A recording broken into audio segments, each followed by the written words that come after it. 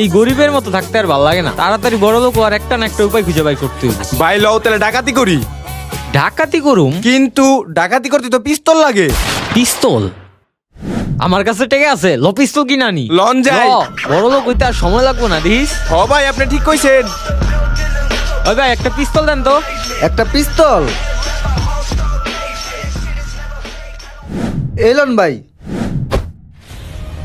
এই লোন আপনার টেকা।